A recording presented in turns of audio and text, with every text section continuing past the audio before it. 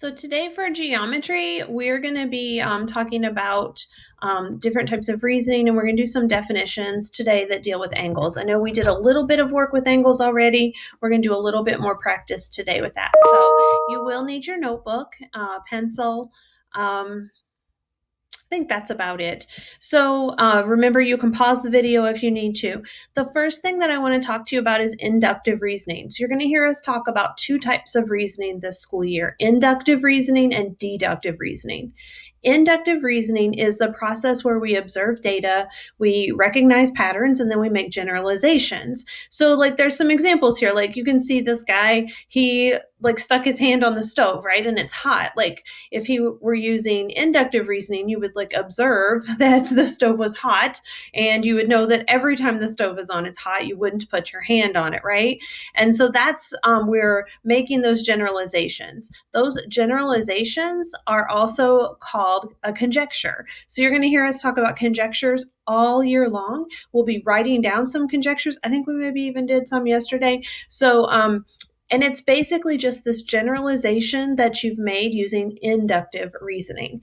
Now, deductive reasoning is what we're used to and in math. And so this is an example of deductive reasoning. They're giving an example or a reason for each step in solving this problem. So they're going through all the steps and they're saying, like, I've used the distributive property, I used the addition property of equality. That's deductive reasoning. Now, I've got some terms that I'm going to have you see if you can find definitions for. I think they're around page 51 to 56 in your geometry book. So in that book, if you don't have it, you can use the textbook online. But if you go to, actually, it's on page, starting around page 49.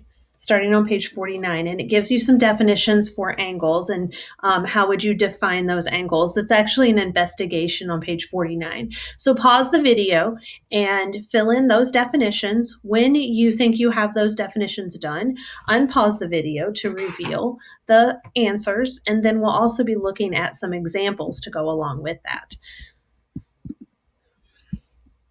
So we're back with these examples. And so the first one, a right angle, is an angle whose measure is 90 degrees. Now with each one of these, I'd like for you to have a sketch in here to show what this looks like also. So for a right angle, you're going to just draw a right angle and then put that little box in right there.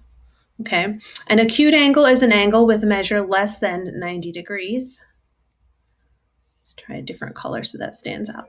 So an acute angle is so cute. It's a little tiny angle. An obtuse angle is an angle whose measure is greater than 90 but less than 180.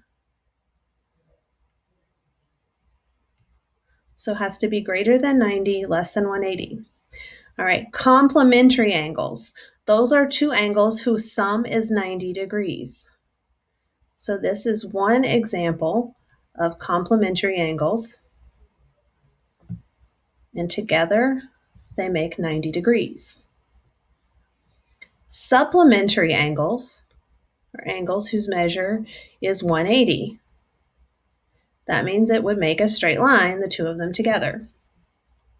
Vertical angles, this is something maybe you haven't done before. These are angles formed by intersecting lines. They share a common vertex, but no common side. So I'm going to put arrows on here, and for your sketch, do two lines that intersect, this angle and this one, and I'm going to name these angle 1 and angle 2.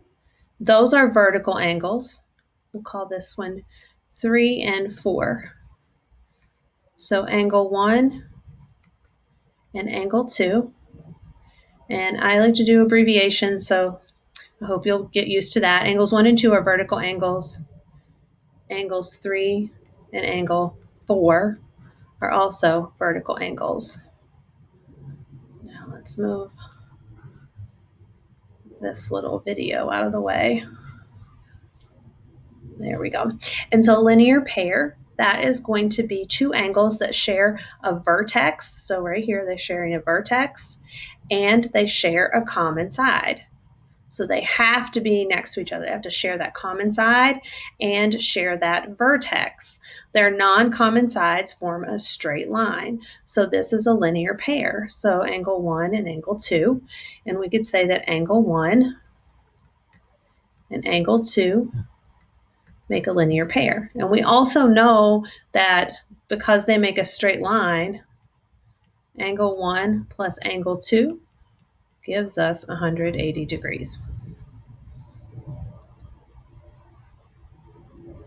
Let's go to the next one. So now on page 56 in your textbook, there is an investigation all about special polygons. So what I want you to do is work through this investigation. This is on page 56 in your textbook.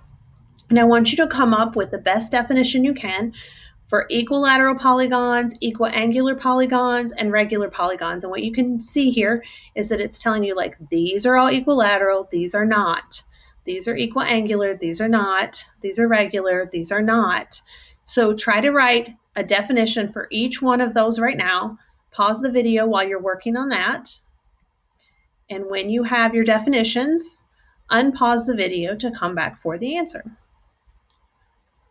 So equilateral polygons are polygons where all sides have equal lengths. So you can see that all of these sides are shown to measure the same. All of these sides. Over here, only two sides measure the same. Over here, it's not a closed polygon. On this pentagon, it's got two sides the same and three that are the same. So they all have to have equal lengths.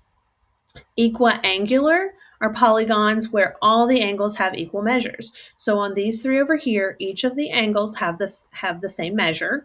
And over here, where they're not equiangular, they don't have that. And then regular polygons are polygons that are both equilateral and equiangular. So all the sides are the same measure.